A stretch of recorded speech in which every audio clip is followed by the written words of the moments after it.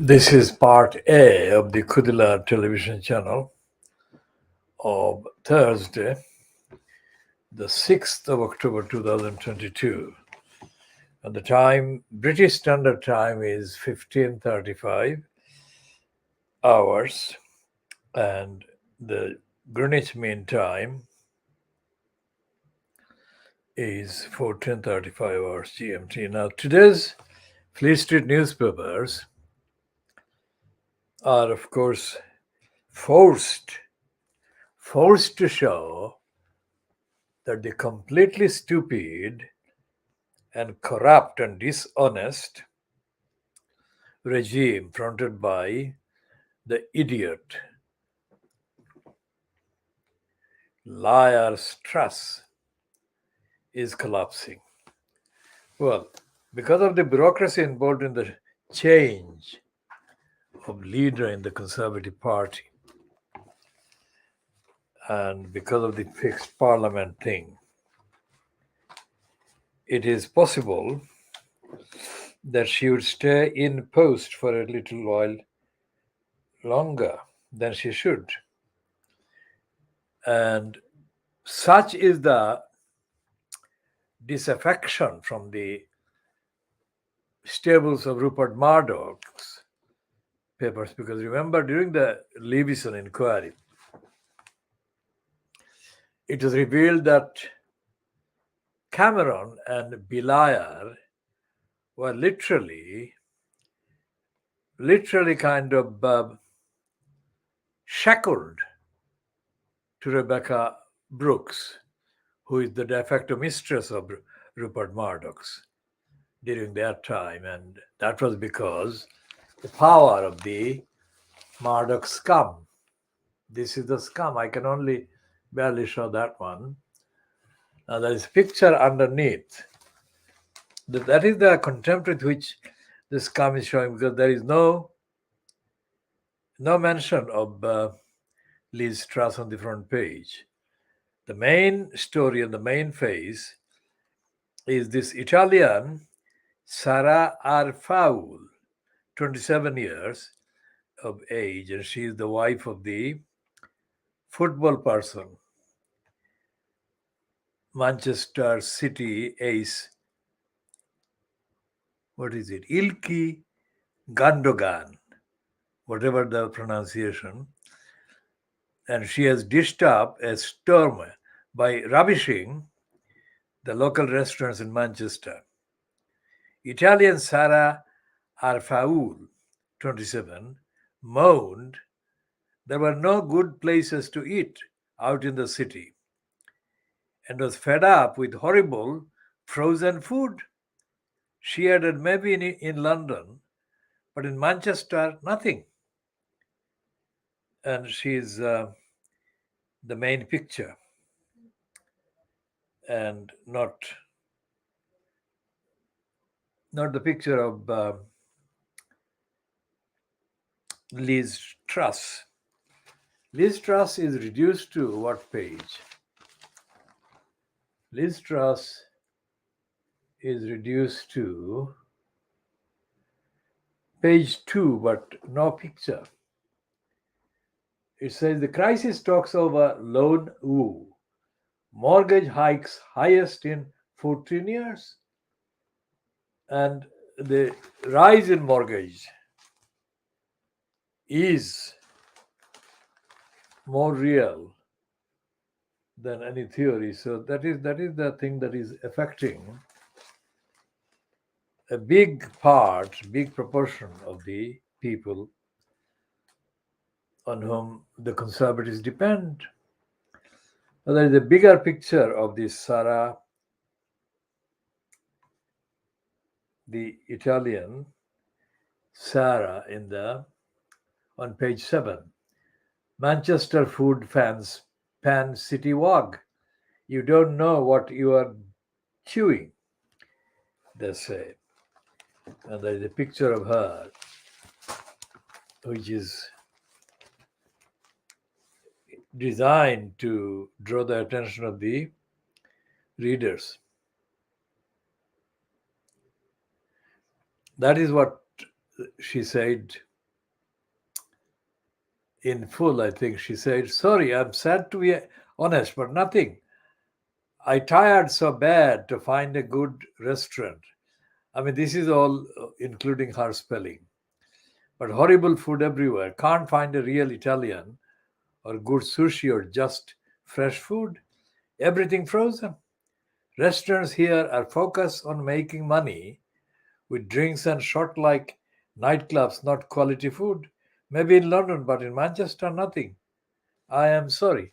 That's the kind of post, public, social post that she has been making. And this is the picture of her husband. Okay, her name is spelled Sarah Arfawi, Arfaoui.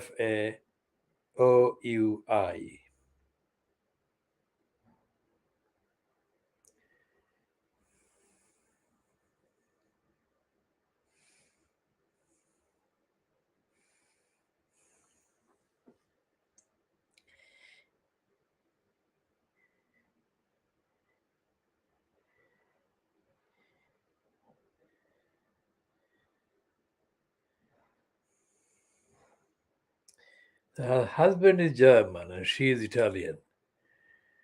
And her husband, a city skipper by Guardiola this season. She hit back. So because we are successful people, we can't give an honest opinion. I tried all the best restaurants here, but for me, it's a no. I can't lie. Unfortunately, I'm used to Italy, so you can imagine it's hard to compare. She added, it's a great city, great people, but not for restaurants. Among the local eateries is Spanish restaurant Tast, co-owned by Guardiola and Mana. Given a Michelin star in 2019, the first in the city for over 40 years. I'll explain why I am going on about this one.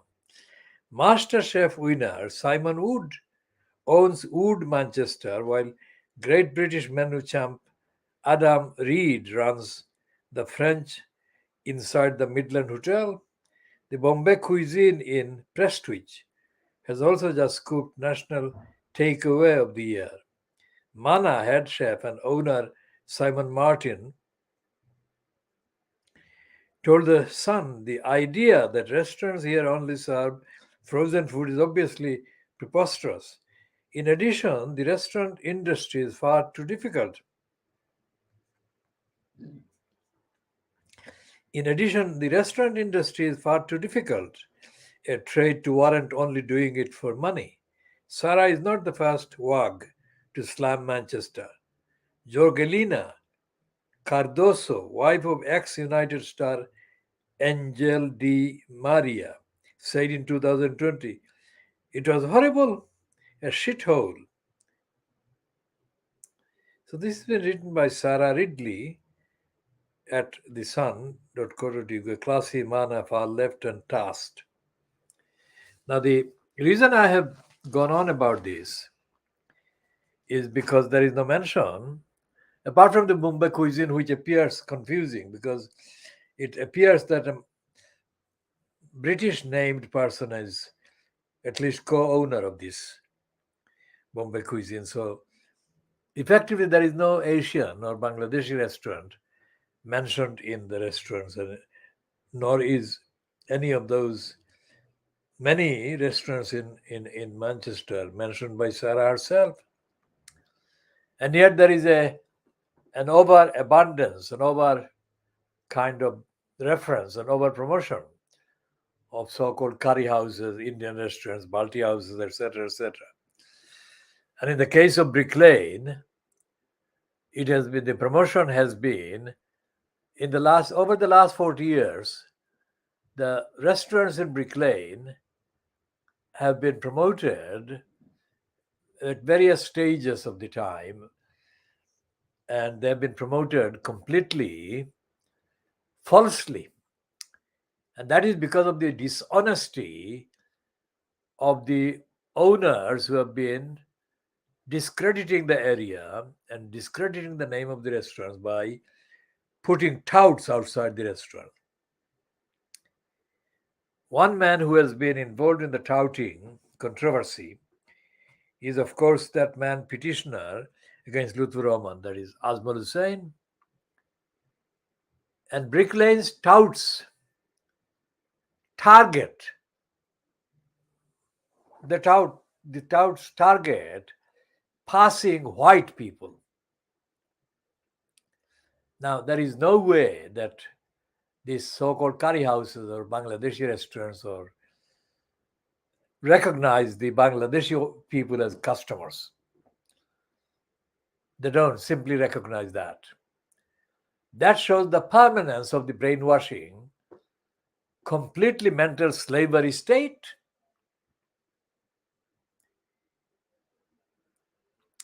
I personally find that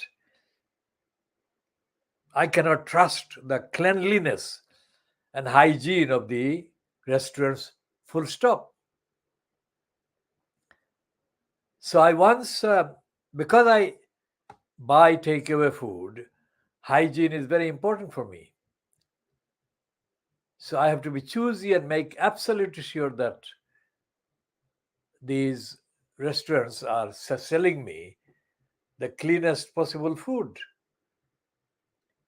So what happened one time, I went to a restaurant in the corner of Osborne Street and Whitechapel High Street.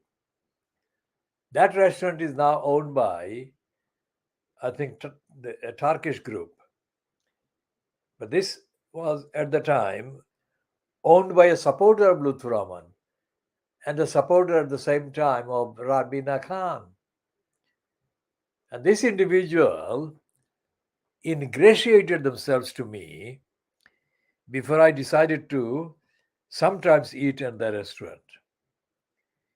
And one time I said to him about this cleanliness and hygiene, and his response was completely contemptuously defensive. So all this time, I have now not bought curry from Indian restaurants. I buy other food, takeaway food, but not curry. I don't go to the curry restaurants. And that is a mental slavery state that shows total disrespect to fellow Bangladeshis and others. And that extends to the cultural continuation of the cultural kind of servitude. They get the various awards. In Brick Lane, annually, they hold these so-called awards for Chef of the Year, this, that, and the other of the year. But the main focus appears to be white people, not other Asian people or other Asian customers. And if you go into a restaurant in Brick Lane, curry restaurant, the customers are likely to be 99% white. So it's not just what Robert McCullough said about the language. These people are volunteer slaves, mental slaves. How do they attract 99% white people while the area is absolutely dominated by Asian people, mainly in the neighborhood and in the bara in the population? And that is only a consequence of years of servitude and servile behavior, which encourages white people to visit these restaurants. And the correspondingly contemptuous and hostile behavior attitude shown to Asian customers, which discourages Asian customers from going into those restaurants. As I said about that particular one, who was very defensive. I mean, his language was worse than the language used by a fisherman. So I'm not quoting him.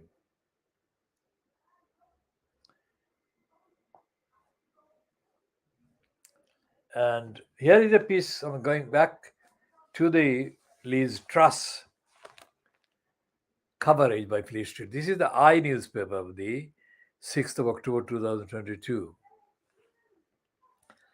There is an exclusive on page 12, which is being trailed on page 1.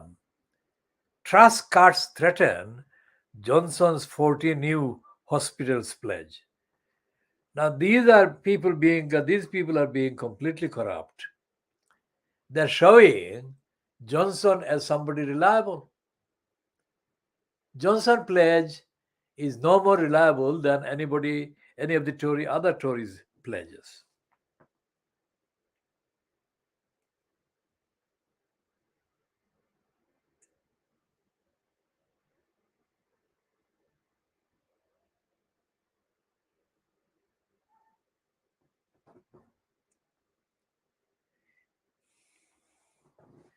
And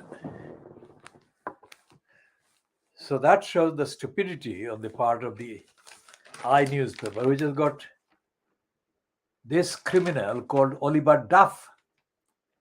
He's an idiot. I mean, these morons, they call themselves editor, deputy editor, etc., etc. But they're completely fucking clueless. Boris Johnson is called the congenital liar, you morons.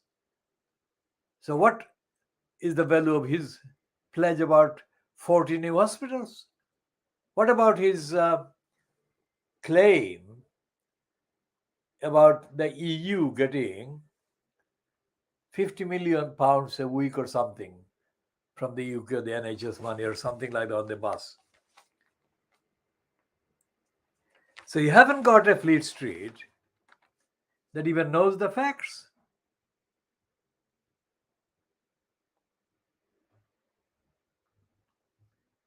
And Liz Truss's husband looks like an idiot himself.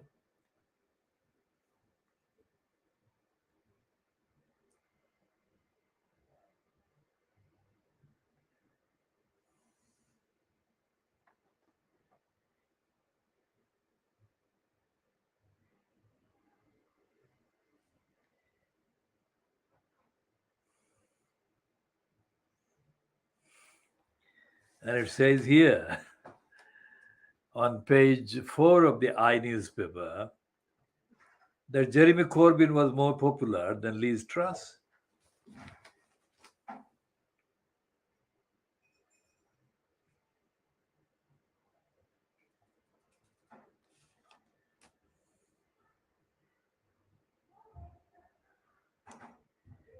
Liz Truss's popularity is shown as being minus 59.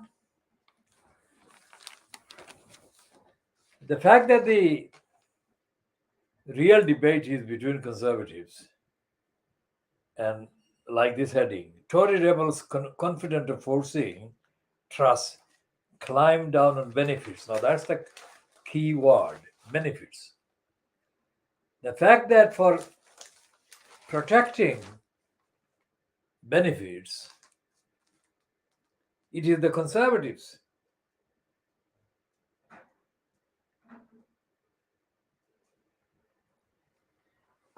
It is the conservatives, the so-called rebels, that are being depended on.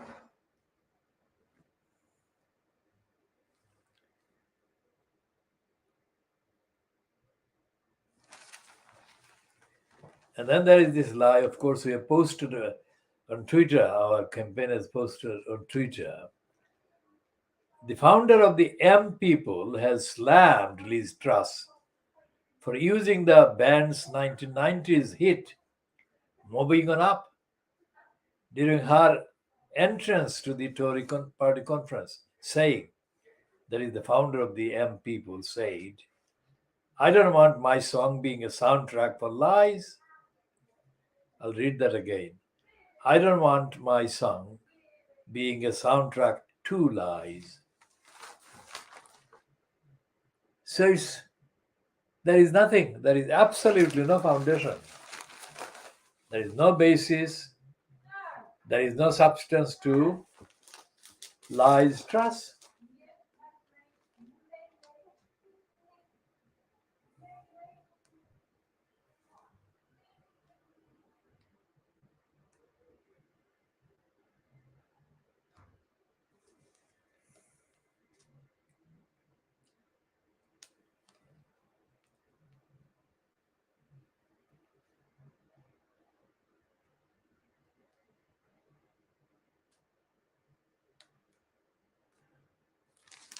One criminal I will not name here, but the criminal knows their identity and their idiocy and their corruption and criminality. One criminal said, as I was getting out of their transport, one criminal said in the Brick Lane area, would I be going into the restaurant for a free meal? Now, I have been saving people from dire, absolute dire, literally deadly scrapes and loss of business and all the other things. And I'm known, I'm the only person who refuses to go and have a free meal anywhere. And I don't accept invitations. The fact that I told this crook that I was going to a restaurant for an important discussion, this criminal cunt asked me, are you going for a free meal? I am the last person in the whole fucking world who goes for any free meal, you fucking cunt.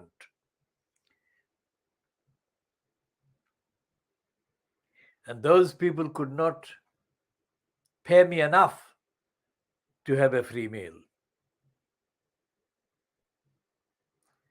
People force me, well, in the past, and anyway, I've stopped doing even that. I don't accept even emotional pressure to have a meal without paying.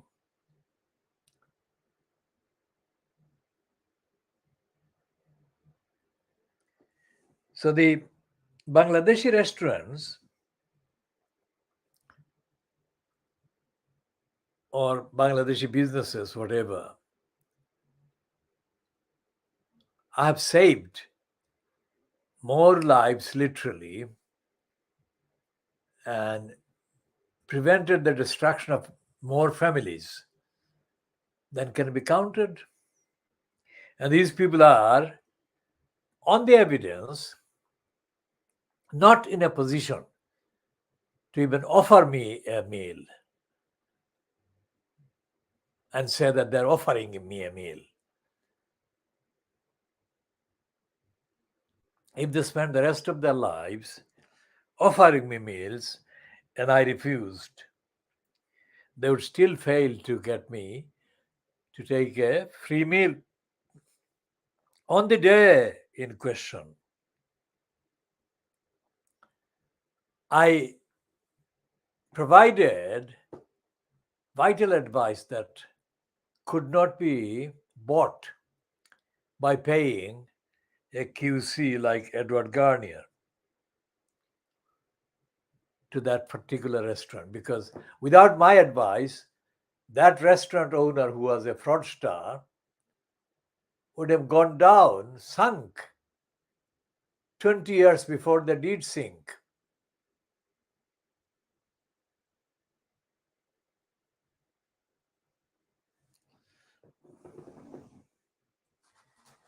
Okay, so this is the cabinet rebellion growing about the lying truss on the independent.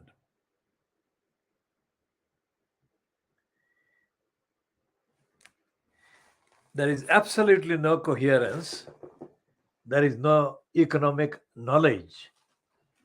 There is no social understanding on the part of Liez Truss. And my understanding of Liez Truss is that she is a moral fraud.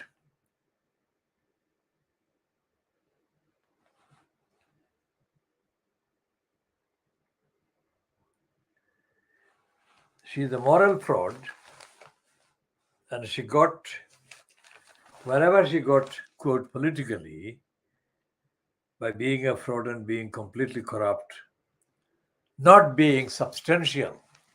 There is no record since she entered the so-called parliamentary politics as a result of the crook David Cameron picking her up and parachuting her. There is no record. There is not one paragraph that Liez Truss has actually authored or created that can be called original politics.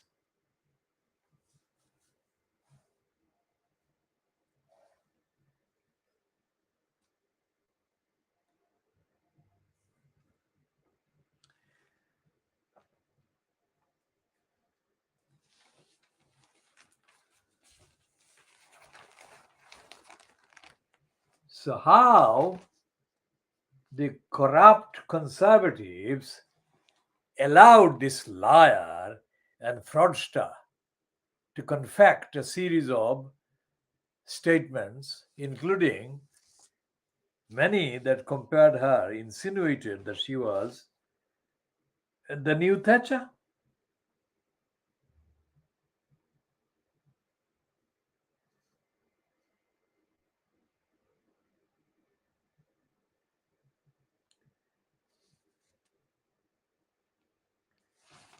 Murdoch is now so desperate that he is getting the crook, Jeremy Kyle, to join Piers Morgan as one of the presenters of the disastrous television channel.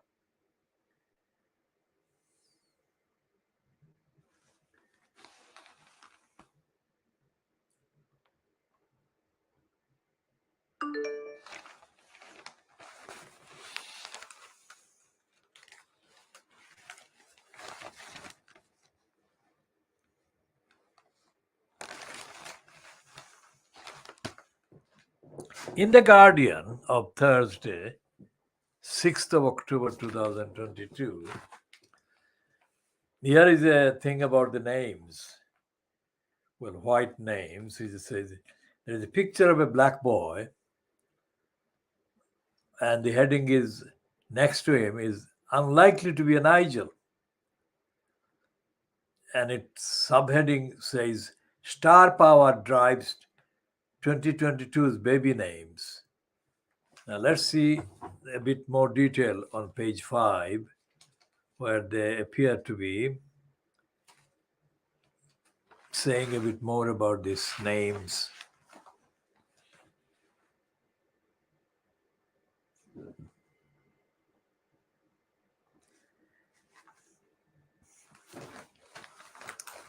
All right, saying Noah and Olivia top the name charts, but few takers for Norman. And the singer Mabel below and Maeve from Sex Education have influenced the choice of girls' name. Alexander Topping is the byline. Noah has ended Oliver's 8-year reign as the most popular boy's name in England and Wales, while Olivia has held on as the most common name for girls for a 6th consecutive year, according to the Office for National Statistics.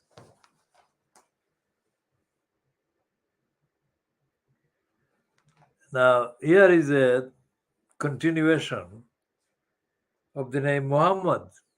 Muhammad, as is spelled Muhammad, was the most popular boy's name in 4 out of 9 English regions, while Olivia was the top girl's name for every English region and Wales, except for the East Midlands, where Emilia was most popular. Lara, Beatrice, and Sarah are among the entries to the girls' top 100 this year, alongside Blake, Brody, Kai, Rupert, Tobias, and Nathan for boys. The first time Rupert and Brody have been in the top 100. It is not just boys' names that are in danger of extinction. Previously common girls' names such as Kerry and Glenda have also fallen out of favor.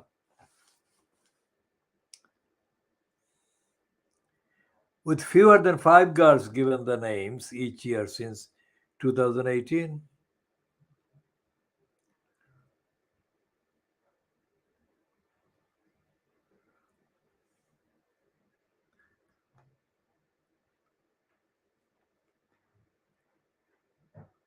Well, it seems that Kim Kardashian is exerting quite an influence.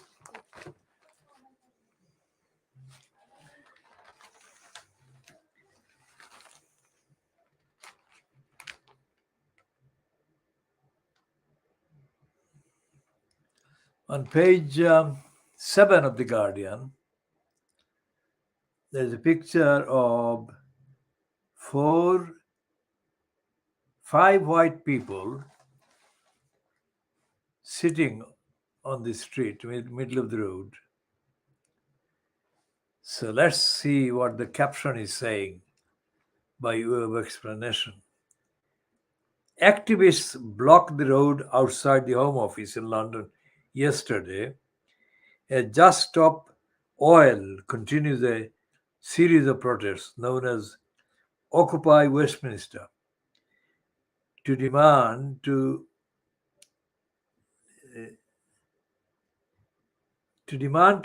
no new oil and gas projects. A major campaign of civil disobedience began last weekend when thousands of activists and supporters closed the bridges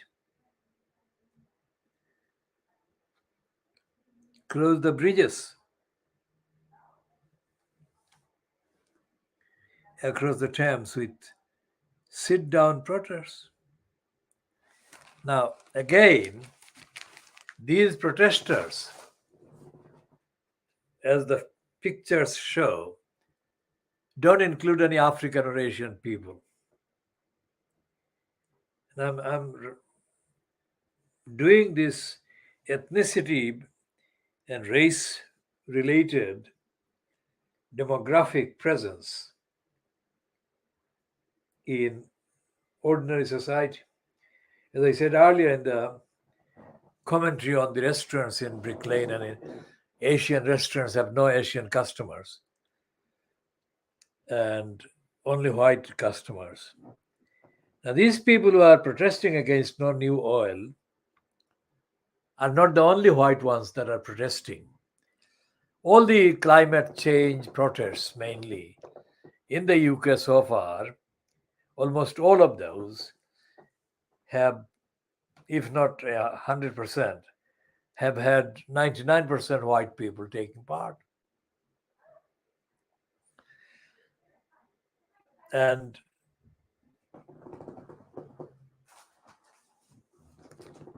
remember what I said about the black section, the racist black section confected by the Labour Party racists in the 1980s, where the Labour Party racists consigned the fight against racism within the Labour Party and the fight against segregation within the Labour Party. They revived that segregation by imposing this Bantustani black section, outrageously fronted by Diane Darty Abbott, flaunting the T-shirt black section. Now, who are the criminals, other criminals that were promoting the black section? Of course, the Barney Grant, and then the other two are Keith Sleaze Vaz and Paul Kwarteng. Kwarteng is a name from Ghanaian nomenclature, very similar to Kwarteng. Kwarteng became, in 1981, the first allegedly black-skinned person to become a member of the GLC, Greater London Council. That was in the May 1981 election. And I was taking part, in my mind, investigative, objective kind of basis in the operation of the so-called East End News, which had been confected by a number of racists from the NUJ. These racists, all white, had kind of left the NUJ for the time being as part of their so-called disputed NUJ mainstream. They included Aidan White and SWP Wonka and Jacob Eccleston, a racist who probably was working as a journalist at the Times, and Mike Jamshit. Mike Jamshit, of Irish origin, was temporarily connected with the East London Idiotizer. And Jamshit said to me that he was opposed to the East London Idiotizer, not giving any news prominence or priority to Asian people. Now this Mike Jamshit then became an expert on media, and he relocated in Bristol, from where he issued his expertise to Japan, South Korea, and other colonial destinations, cultural colonial destinations. Mike Jamshit was the second white so-called lefty racist who used absolutely identical analysis or analytical kind of example to taunt me for my supposed anti-American attitude. I never had anti-American attitude, and I still don't. What I do have is hostility and opposition, total intellectual opposition to the corrupt imperialist machine that is the American state. Not the same thing as America. So Mike Jamshit was the second one. The other one was Steve the Crook Cowan. Steve Cowan located himself in Stepney for a short period as a member of the Labour Party. along with his girlfriend. The two of them moved around in Tower Hamlets for the 2 years or so that they were actually living in Tower Hamlets as members of a secret kind of coven or secret society. They would literally hold hands and walk very fast in the Whitechapel area.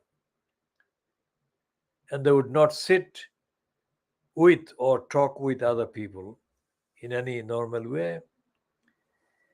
So Steve, the racist criminal Kawan, insinuated that I was against America. I never was, and I never expressed any opinion that they could actually find which was against American people. But this Steve Kawan, the criminal, said that he had been to America or something.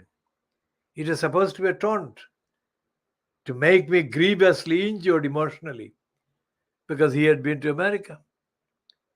How limited are these morons? How could any such stupidity mentally disarm me? Now, Mike Jamshed, who at that time was exploiting his position at the Eastern News to sexually kind of take advantage of two South African white girls that had arrived not long ago.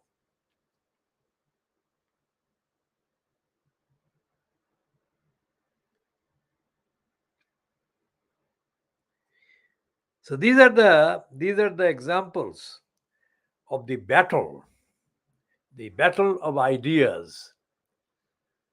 These are the examples of the battle of ideas that I fight against the racists and the liars and the crooks and criminals. This is the real battle. I never initiate a battle, nor do I crave a confrontation. When racists and liars and criminals and crooks and thieves put themselves in the way of the community, of society, block the community and society, and deny the community, and rob the community and loot the community, then they leave no option for me but to engage in whatever ethical way I can find to engage in identifying the corruption and criminality and in locating how that what has been identified can be dislodged. During the period, of my membership of the Inner London Education Authority, Schools Committee,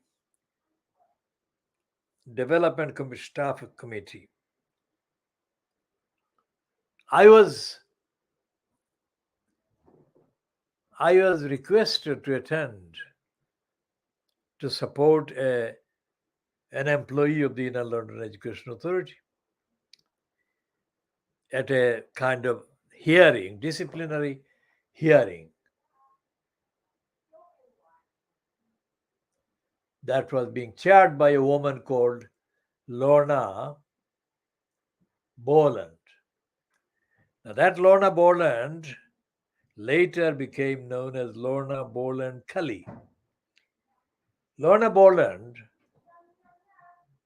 was a significant looking black African woman from the Caribbean background. And she married a person called Kelly, thereby adopting a double vowel name, an extended kind of size of and length of the name, Lorna Boland Kelly. Now, it was a hearing that lasted about, I would say, 3 hours or so, if not longer. And I would say, continuing the example of David Penick and Edward Garnier, known at the time as QCs.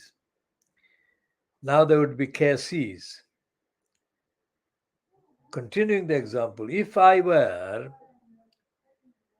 appearing as Garnier would or as Penick would, then I would be paid for that one day appearance only.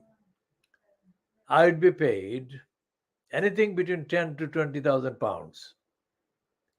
I was not paid 10 to 20 pence. Again, because my principle was and has been and remains the principle of my great grandfather, the saint, the Vedshah.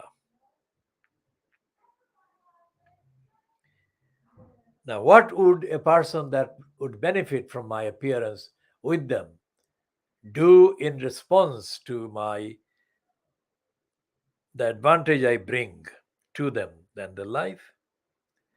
They could not begin to say thank you to me in kind, but I was not thanked.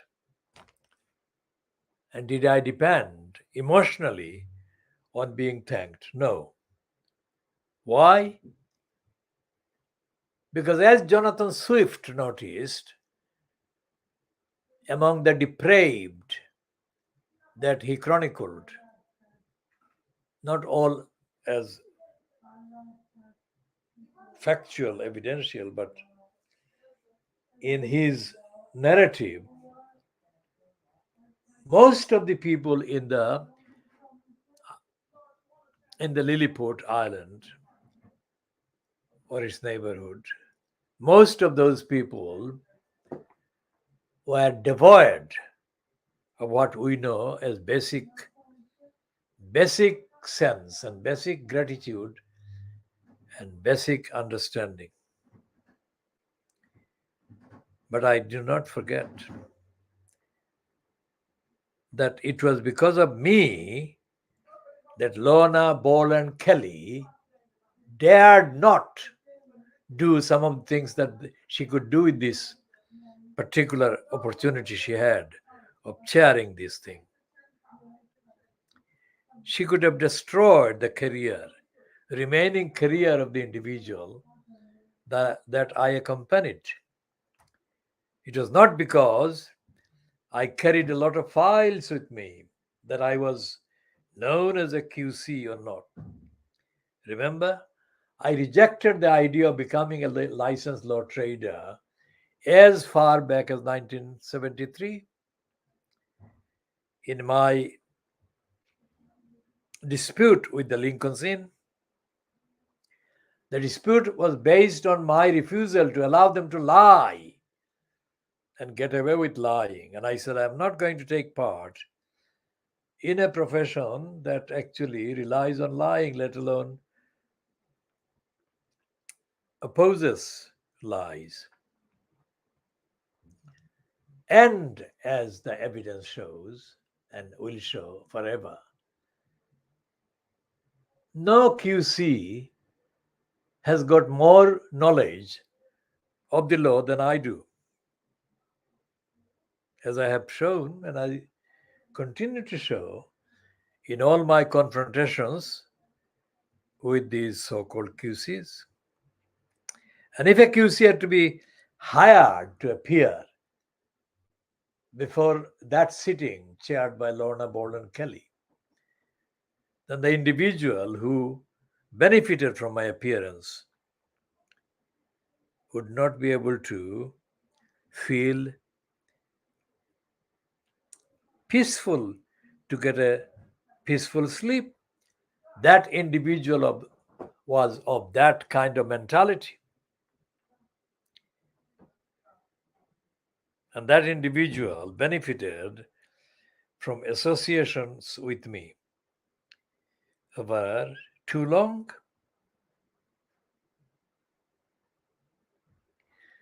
To them, I was, quote, important for the time being at the time because of my position within the establishment of the Inner London Education Authority. To me, it never was dependent on that. It was and remains and had been and will be dependent on my ethics and my morality and my knowledge and my moral courage throughout.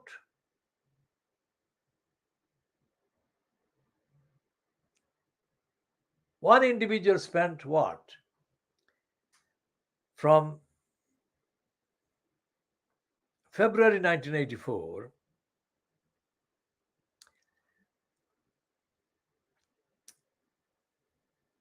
until 8 years later, they spent 8 years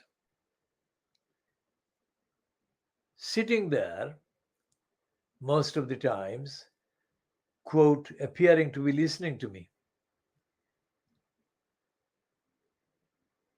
You cannot do that for 8 years. You cannot be pretending for 8 years unless there is a serious plan underway. So that criminal knows what they did. I'm not going to name them, not at this stage, not on this broadcast, but she knows who she is. I never, ever would give any advice based on the expectation that I would get some reward.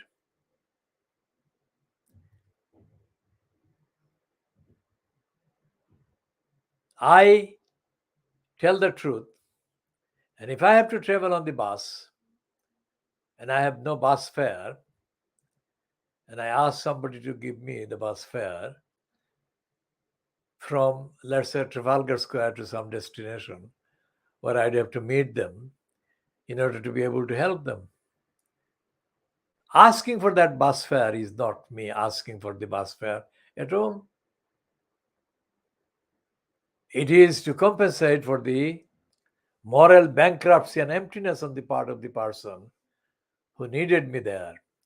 They can't say that I asked for bus fare. The whole black community, African and Asian, plus those coming from the Caribbean, in the main, in the UK demography, is bankrupt morally and ideologically, has been bankrupt without my participation at every stage. So I was not going to that restaurant in Brick Lane to have a free meal, you moron. The restaurant owner could not thank me for being there, thank me enough for being there, not just on that occasion, but any occasion. And I saved that restaurant owner their life, and I saved their family, saved their children, etc., etc. And not far from that restaurant in Brick Lane, I saved another so-called owner of the restaurant, kept them out of jail, kept their wife out of jail, and kept them free from the conviction that they would have been forced to be having to deal with. There is no number that can be finalized about the people that I've been helping, that I do help. No Edward Garnier, no Tony Gifford can begin to match one fraction of the work that I do, you moron.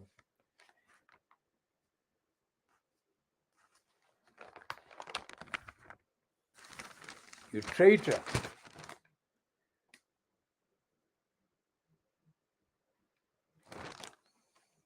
How did I find out the phone number? I didn't get it from anyone. I did not get the phone number from anyone. I did the necessary technical research, investigation. I am also a mathematician. So I found that number by mathematical calculations. And I didn't need that number. I didn't need any of the numbers. But I needed the evidence of the lies that the criminal was perpetrating. I didn't need anyone to give me lecture about phoning or not phoning a particular corrupt, contaminated number. I had no need emotionally. The outrage that I felt was and is absolutely moral outrage. I never needed a criminal from any background.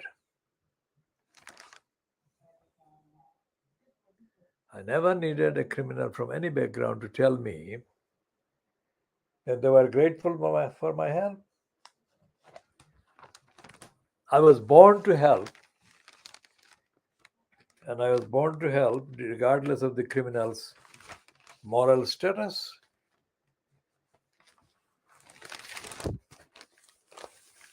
That is one thing.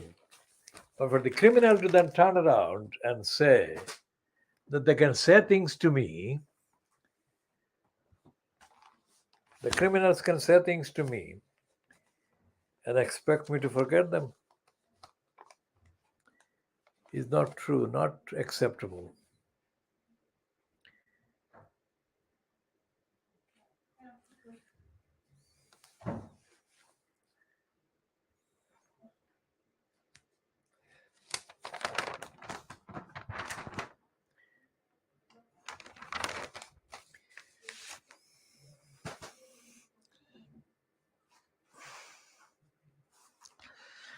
The racist Professor David Hargreaves. Hargreaves was a so-called professor of education. He was a so-called don at a college in Oxford University. That criminal was given a job by the Inner London Education Authority when the racist Francis Immoral was the leader of the racist Inner London Education Authority. Now, these people, like David Hargreaves, these are the people that teach the world how wonderful English education is. Now, where is the answer to the question as to why this thing called Black Lives Matter, which came about many years after I had that conversation with David Hargreaves? How is it that there are no demonstrations in either big cities, anywhere outside of London, or in London itself, when black criminals murder innocent black young people and male and female? So there are no demonstrations. How is that? Who morally has the liability to answer that question as to why black individuals murder other black people who are innocent people? Who is teaching them that?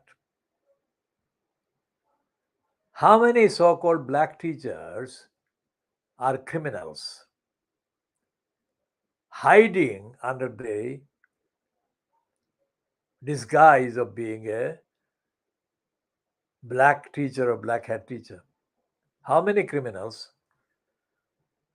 And how many of them carry nothing but contempt towards the individual black children that come to the school? This is the thing. This is the thing that matters about who the school governors are. The idea of school governing is not a career thing. The idea of school governing is as important as the lives of every black child, every white child, every child in the school. They say white children are being left behind. You morons, you cunts. White children are being neglected just as badly as black children. That is because you cunts do not want democracy and you do not want accountability. When a child, for example, there is a video going with a woman that is an employee in a school and she is in tears. And the end of the short clip, she is in tears because she can't bear the fact that children come to school and she knows that they're hungry and that she can't give them food. These children are not just of one particular ethnicity.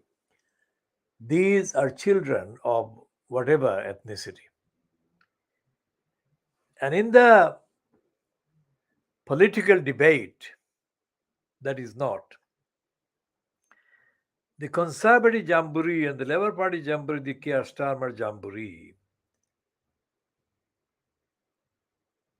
these are focused on factions within the party.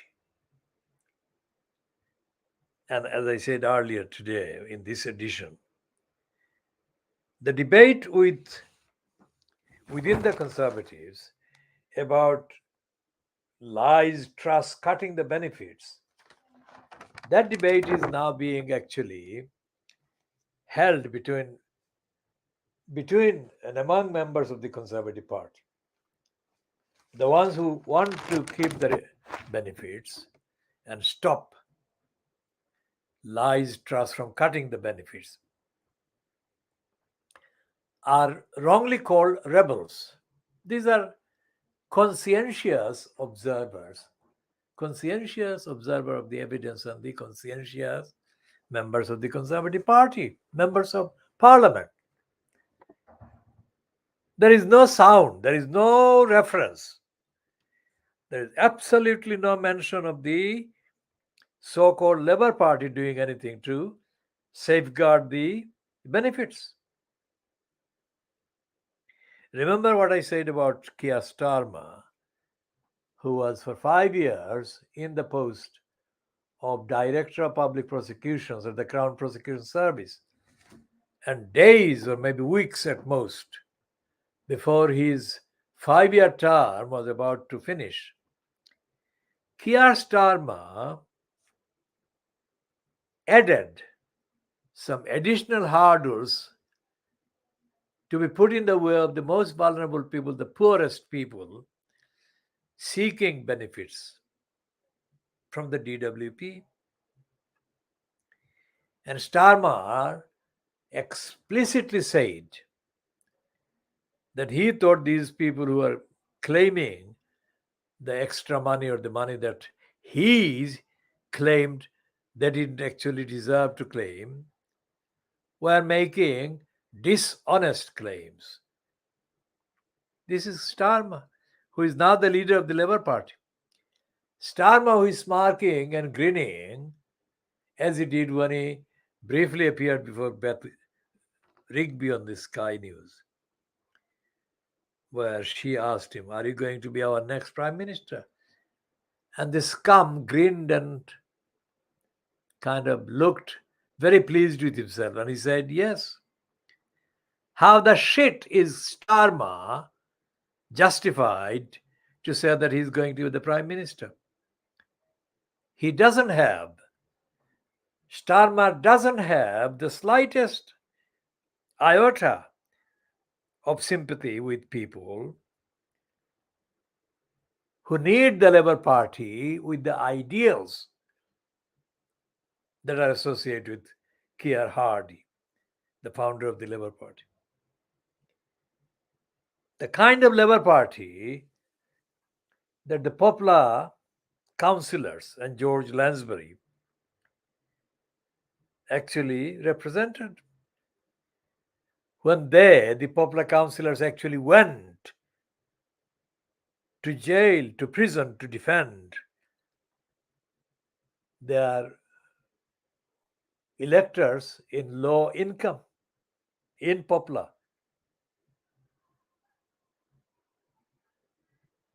That is the Labour Party that needs to exist, which it doesn't, but it needs to exist, and it doesn't at the moment. So the Conservative Party's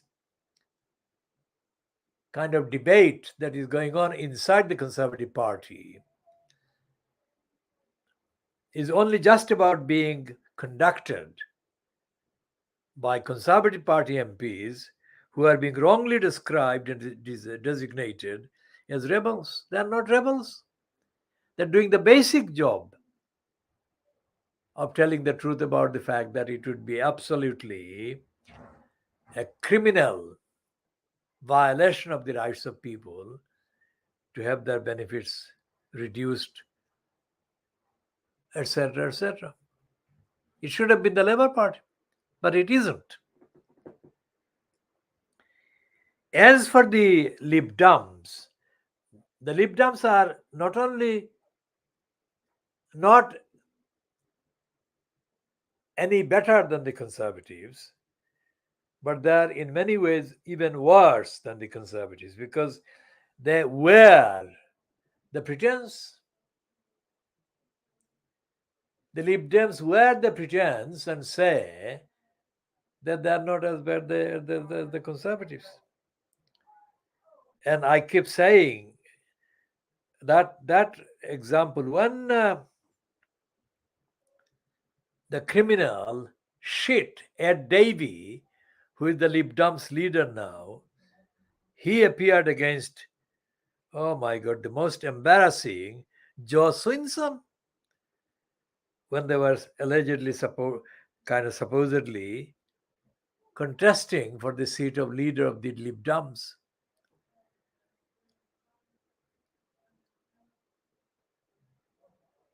This Channel 4 news presenter who was quizzing them asked out of nowhere if what they would do if there was a nuclear war, would they press the nuclear button? Now that video should be played again. And Ed Davey and Joe Swinson could not answer yes fast enough. How can pressing the nuclear button solve any problem?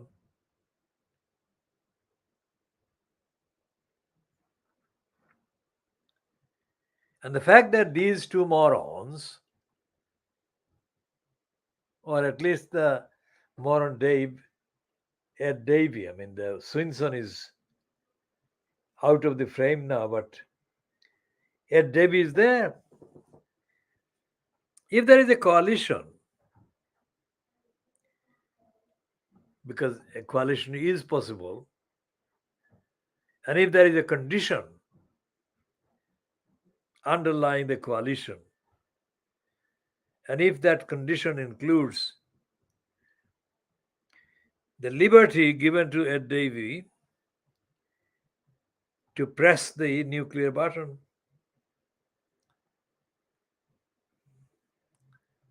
There is a problem, isn't there? How can you resolve that problem?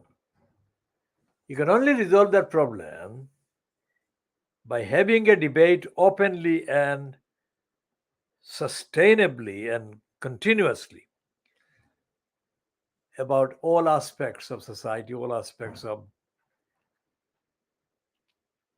hunger, poverty, destitution, and basic needs.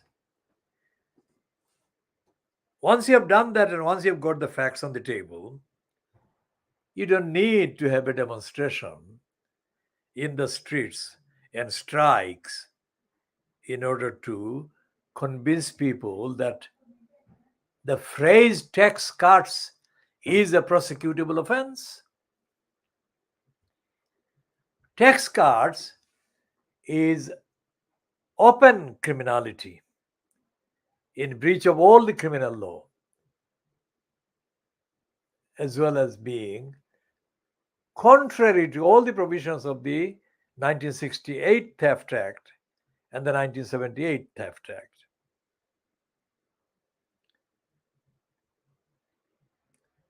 Because without tax, society is dead. So it's as bad as that. Murdering society, murdering people, murdering children, babies. And how can that, all of that, go without comment, without real outrage shown by the so called Labour Party? The Labour Party should all year round be talking about all of these. And Labour Party should be out talking the crooks and criminals and thieves posing as conservatives. There would be no need for any conservative party rebel to oppose the crazy mental slave Kwarteng on the Liar Truss. They would be shot down the minute they even suggest that they would be cutting tax. Tax must be paid, and tax must be collected from those who can afford and who have absolutely no excuse not to pay tax. Without tax, none of the big businesses should be allowed to operate. And if they don't pay tax, they should be disenfranchised. They should be devoid, denied any license, any permission to do business in society. So there would be advantage, various extra advantage of forcing big business to pay the full sums of the tax.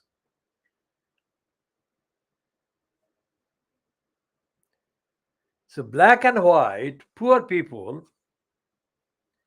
most of the poverty will disappear. Most of the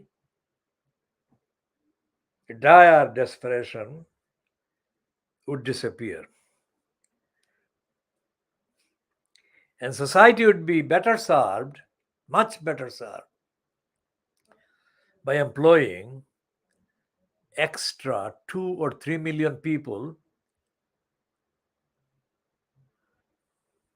staffing the various caring and productive services for those in society who are vulnerable, who cannot afford, or who are otherwise likely to be misled.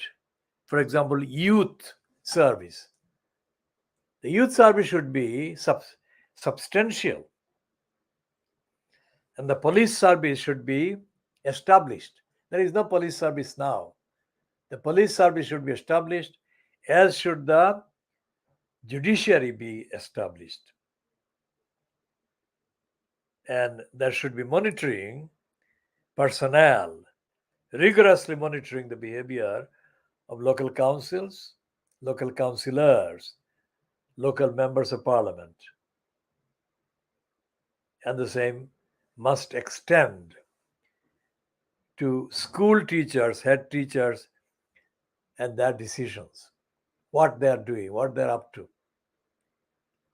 That is the way to have a society and to get rid of the likes of Liez Truss, because what they're doing now is like tactical war they're fighting. Get rid of Liez Truss and delude the electors by dangling in front of the electors another character, another kind of leader who is of a different dishonest variety and type.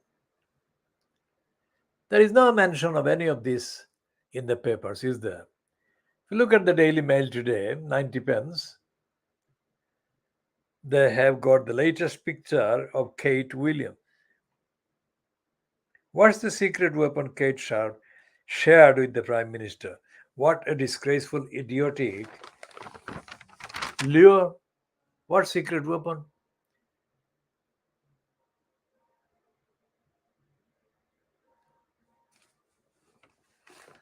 And there is, of course, the picture of there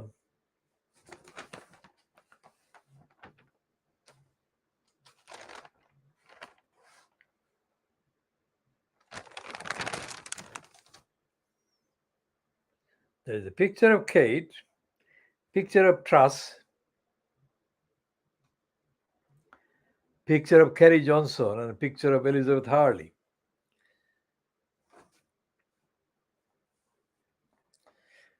What are they doing there? Apparently, this is a club called Karen Millen Club.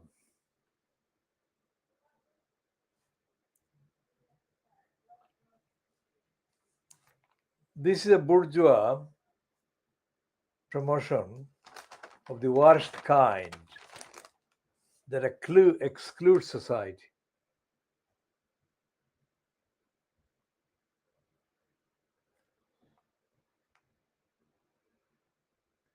And here is the dreadful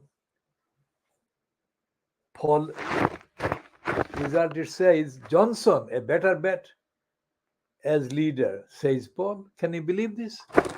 Have they never learned? I mean, Jonson, the congenital liar, fucked up the whole country and they want him back. And they will probably get him back. Because, as I say, Keir Starmer is the political murderer of the Labour Party. There is no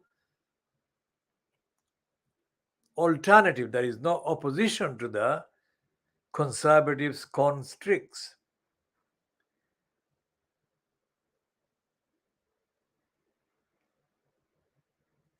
And there is no sound of the Lib Dems or the Greens or whatever. These are dead people. Politically, they are dead. So if they are politically dead, do they think that the Conservatives don't realize that these are dead? Which is why the Conservatives, despite the fact that they are brazenly corrupt and criminal and incompetent, are still having the gall to plot about bringing back the likes of the criminal Boris Johnson. They know that the opposition doesn't exist in terms of policy. I mean, what kind of brains does Keir Starmer have behind him? Rachel Reeves, what is she? She is a conservative to the core, as her sister, another Reeves, as MP, Labour MP. These people are not fit because of their poverty of mind and brains. They're not fit to be even members of parliament. So there needs to be a movement in the country against having members of parliament. because members of parliament are not delivering what the people very badly need and deserve. The members of parliament, the current sort of parliament, the Guy Fawkes wanted to end 400 years ago. 400 years have passed, and the consecutive members of parliament have done their worst to cover up, to hide, to deny talking about the Guy Fawkes analysis. The British Parliament has been itself dead for more than 400 years.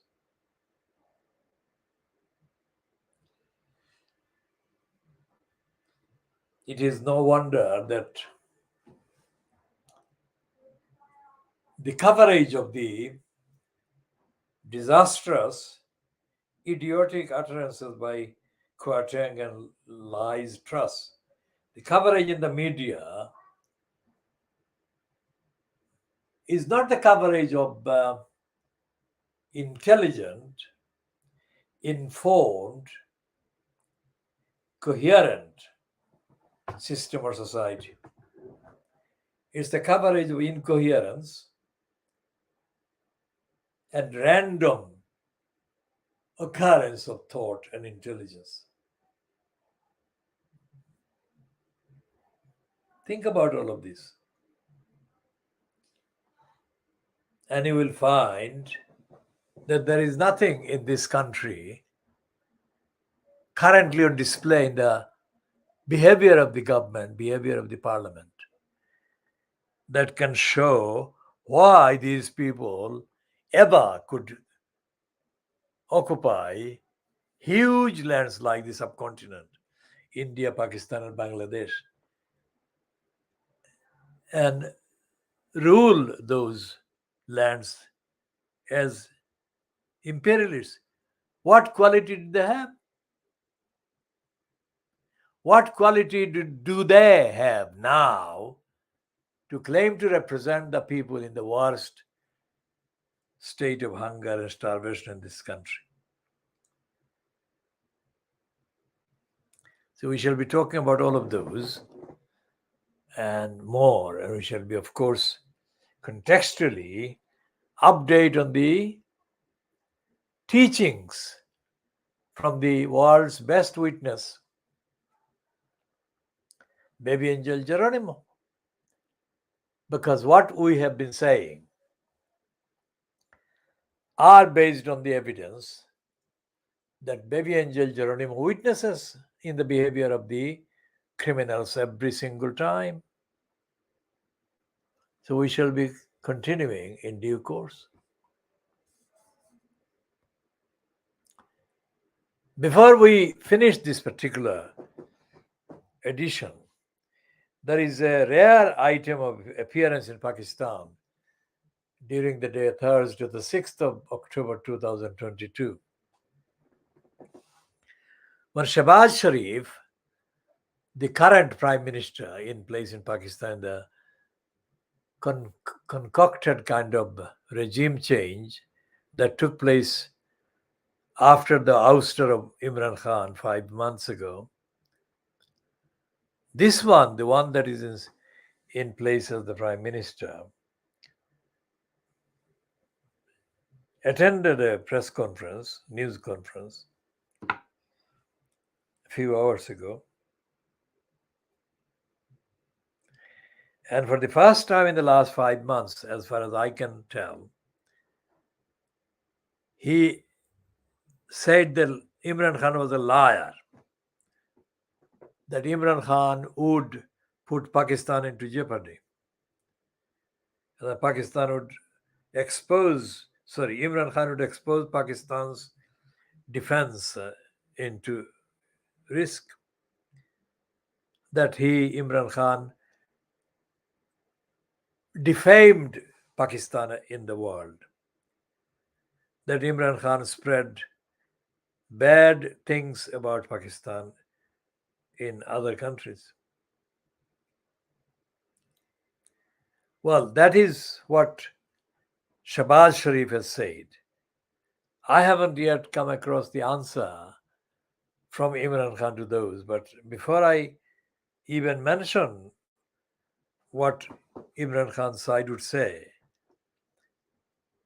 it is true that Shahbaz Sharif has been saying those things about Imran Khan, but unlike Imran Khan, Shahbaz Sharif has not itemized his allegations against Imran Khan.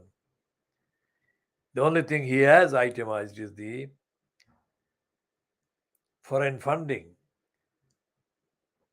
but everything else he has left unmentioned in detail or unnamed. And this is coming from the United Kingdom. We are not in Pakistan. So we don't know what is happening on the ground. We are only observing from international sources. For example, the sources in Pakistan that don't extend to the world. We watch the events on online in the main.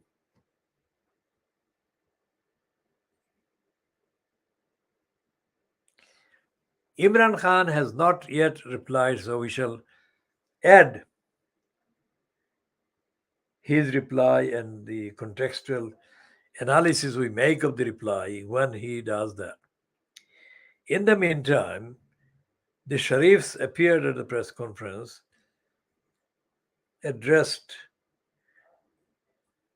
allegedly addressed in the name of the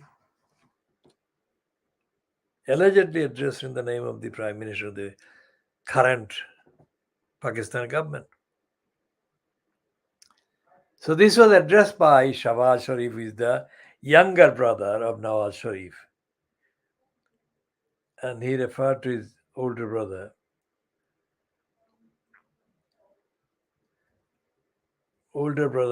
Shahbaz Sharif. And he wanted to know the full identity of this individual. Now,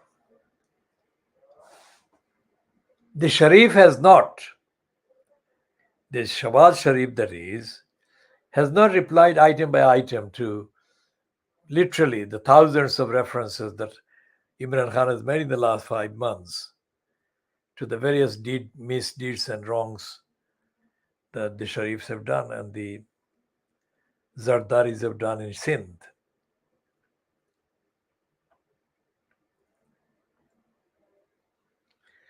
So when they actually do all of that, we shall come back with the relevant commentary and also questions as to why Shahbaz Sharif didn't ask the public in Pakistan to demand the answer or explanation from Imran Khan. And we shall finally, of course, wonder about the need for elections in Pakistan, because that is what the main demand appears to be from Imran Khan and the Pakistan Tehreek-e-Insaf. If the Sharif government and the cabal stop at a point before they come to their doors and they say that they are welcoming the call for the election and that there will be a free and fair election,